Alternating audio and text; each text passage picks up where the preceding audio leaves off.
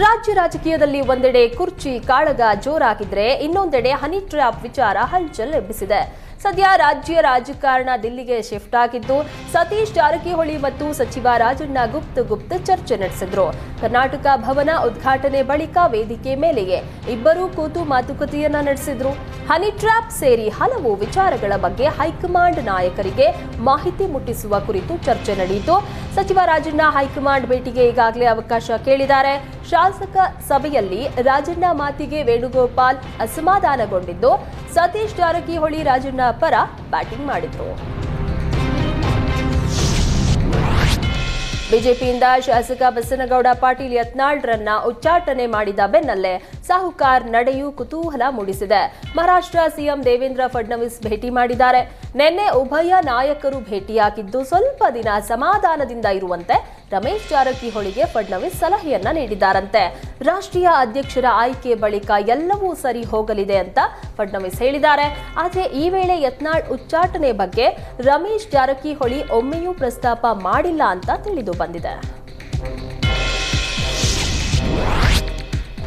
ಎಷ್ಟು ದಿನ ಅಭಿಮಾನಿಗಳು ಬೆಂಬಲಿಗರ ಬಾಯಲ್ಲಿ ಮುಂದಿನ ಸಿಎಂ ಡಿಕೆಶಿ ಅನ್ನೋ ಮಾತು ಘೋಷಣೆ ಕೇಳಿಬರ್ತಾ ಇತ್ತು.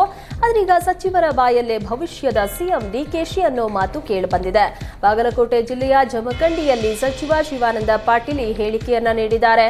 ಸಿಎಂ ಡಿಕೆಶಿ ಬಳಿ ಮನವಿ ಮಾಡಿದ ಶಿವಾನಂದ ಪಾಟೀಲ್, ಭವಿಷ್ಯದಲ್ಲಿ ಡಿಕೆಶಿ ಅವರು ಸಿಎಂ ಆದ್ರೆ ಸಹಕಾರ ಖಾತೆಯನ್ನ ನೀವೇ ಇಟ್ಟುಕೊಳ್ಳಬೇಕು ಅಂತ ವಿನಂತಿಸಿದ್ರು.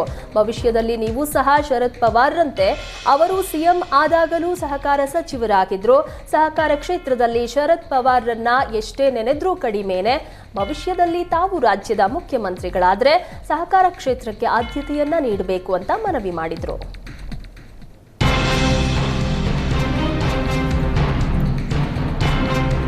ಲೋಕಸಭೆಯಲ್ಲಿ ವಕ್ಫ್ ತಿದ್ದುಪಡಿ ಮಸೂದೆ ಮಂಡನೆಯಾಗಿದೆ. ಈ ಬಗ್ಗೆ ಬೆಂಗಳೂರಿನಲ್ಲಿ ಪ್ರತಿಕ್ರಿಯಿಸಿದ ಬಿಜೆಪಿ ರಾಜ್ಯಾಧ್ಯಕ್ಷ ವಿಜಯೇಂದ್ರ, ವಕ್ಫ್ ಬೋರ್ಡ್ ಹೆಸರಲ್ಲಿ ಲಕ್ಷಾಂತರ ಆಸ್ತಿ ಕಬಳಿಕೆ ಆಗಿದೆ.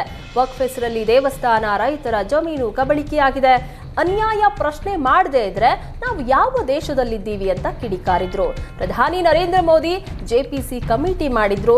ಜೆಪಿಸಿ ಕಮಿಟಿಯಿಂದ ಸಂಪೂರ್ಣ ಅಧ್ಯಯನ ಮಾಡಿದ್ದಾರೆ. ವಕ್ಫ್ ಬಿಲ್ ಅನ್ನ ಮುಸ್ಲಿಂ ನಾಯಕರೇ ಸ್ವಾಗತ ಮಾಡಿದ್ದಾರೆ. ರಾಜ್ಯ ಬಿಜೆಪಿ ಕೂಡ ಈ ಬಿಲ್ ಸ್ವಾಗತ ಮಾಡಲಿದೆ ಅಂತ ಹೇಳಿದ್ರು. ಕಾಂಗ್ರೆಸ್ ಎಂಎಲ್ಸಿ ರಾಜೇಂದ್ರ ಹತ್ಯೆ ಸುಪಾರಿ ವಿಚಾರ ರಾಜ್ಯ ರಾಜಕೀಯದಲ್ಲಿ ಅಲ್ಲೋಲ ಕಲ್ಲೋಲ ಸೃಷ್ಟಿ ಮಾಡಿದೆ. ಆದರೆ ಈ ಪ್ರಕರಣ ದಿನಕ್ಕೊಂದು ತಿರುವನ್ನ ಪಡಿತಾ ಇದೆ. ನಿಜವಾಗಿಯೂ ಸುಪಾರಿ ನೀಡಿದ್ದಾರಾ ಅಥವಾ ಇದೊಂದು ಕಟ್ಟು ಕತೆಯ ಎಂಬ ಅನುಮಾನ ಮೂಡಿದೆ. ಪುಷ್ಪಾ ತನ್ನ ಗೆಳೆಯ ಸೋಮನ ವಿರುದ್ಧ ಸೇಡು ತೀರಿಸಿಕೊಳ್ಳಲು ಇಂಥದ್ದೊಂದು ಸಂಚು ಮಾಡಿಲ್ಲ ಎನ್ನಲಾಗ್ತಾ ಇದೆ. ಪುಷ್ಪಾಗೆ ವ್ಯವಹಾರದ ವಿಚಾರದಲ್ಲಿ ಸೋಮ ಮೋಸ ಮಾಡಿದ್ನಂತೆ. ಈ ಹಿನ್ನೆಲೆ ಅವನ ಮೇಲೆ ಸೇಡು ತೀರಿಸಿಕೊಳ್ಳಲು ಈ ರೀತಿ ಮಾತನಾಡಿ ಆಡಿಯೋ ರೆಕಾರ್ಡ್ ಮಾಡಿರಬಹುದಾ ಎನ್ನಲಾಗ್ತಾ ಇದೆ.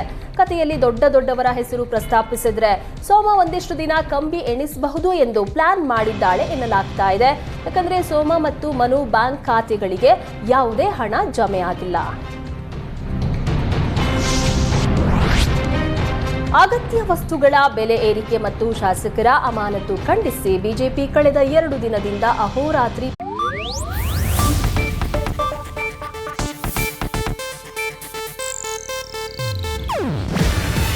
ಇದು ಏಷ್ಯಾನೆಟ್ ನ್ಯೂಸ್ ನೆಟ್ವರ್ಕ್ ಪ್ರಸ್ತುತಿ. ನೀವು ನೋಡ್ತಿದ್ದೀರಾ ಏಷ್ಯಾನೆಟ್ ಸುವರ್ಣ ನ್ಯೂಸ್.